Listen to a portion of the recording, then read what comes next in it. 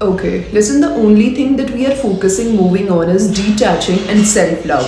So sometimes things happens in your life, something is not working out with your job, with your school, with friends or your health, whatever it is. Sometimes things are not going the way that we want, and I want you to do what I'm doing to protect my mental health, to upgrade my life, to maintain my career. So actually I was going through highs and lows with my mental health, and here is what I can tell you. Girl, I want you to detach from the current circumstances right now that you are obsessing about. Things that are not working out, things that are controlling you, that your emotions is totally depend on someone. Girl, trust me. Detach yourself from that thing. No one gonna come and save you. Be the best version of yourself. And now I'm going to tell you how you can practice detachment. Wait, before starting your detachment practice, you have to start loving yourself. There are three things to master while starting your self love journey. First thing is self validation. Don't let others define what's right for you. You are the only person that has spent the most time with yourself at your lowest and your highest. No one can make a better decision than you about yourself and your own life. Second thing is detachment. Don't get so much attached to anyone that when they leave, you get broken into pieces. Instead, why not obsessed with yourself? Obsessed with yourself, girl. Third thing is set boundaries. Why on earth are you still friends with people who make you feel dumb and stupid? Make your standards so high that no one who are not in energetic alignment with you can even come close to you. You are your own store, your own house, and the cost of entry is the rules that you have for yourself and for the others who would like to enter and who would like to stay. Let's say your rule book says, I don't want to be yelled at. And in my life, literally, that applies across the board. I don't want my brother to yell at me, and I don't want my partner to yell at me. I'm not okay with it. And I am protecting little me, and the little me will not put up with being yelled at. And now I'm going to tell you how you can practice detachment. First thing is observe others, like notice how people change when they don't get what they want from you. Second thing is observe yourself, your triggers, your thoughts, and if you have negative thoughts, you don't need to change your negative thoughts. You just need to change how you engage with them. Observe them, choose not to believe them, and let them naturally pass like clouds in the sky. They will pass. They always do. Second thing you have to keep in your mind is don't force situation. Don't force it. If it's real, it will happen.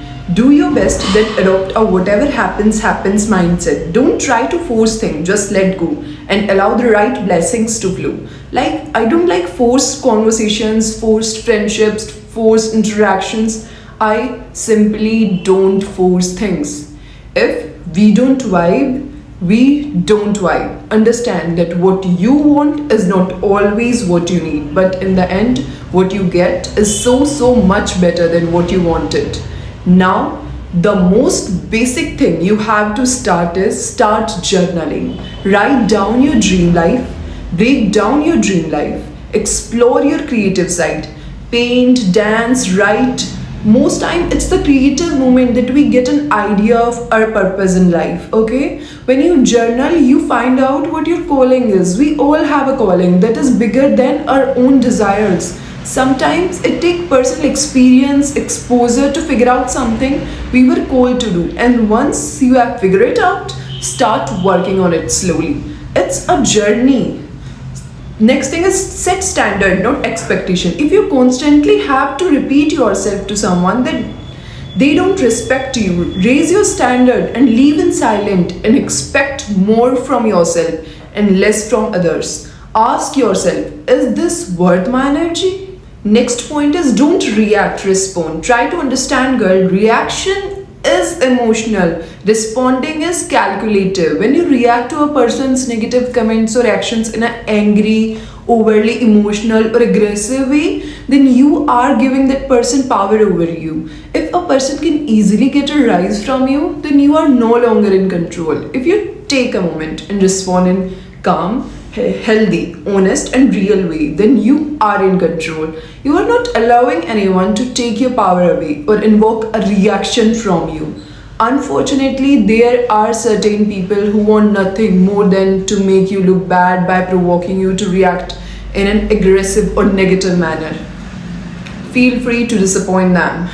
Next thing is focus on efforts, not outcomes. Where focus goes, energy flows, and where energy flows, whatever you are focusing on grows. You can say that your life is controlled by what you focus on. That's why you need to focus on where you want to go, not on what you fear. Focus on yourself to be who you are. Be patient with yourself. In case no one has told you lately, you are amazing, strong, brave, kind, lovely, worthy, and there is no one like you. The world needs you, baby. Stop overthinking. Stop thinking so hard about everything. Stop over analyzing. Just do if it's feel right. Just go with the flow. If it feels wrong, don't think about it anymore. So, girls, start your self loving journey. Start to practice detachment.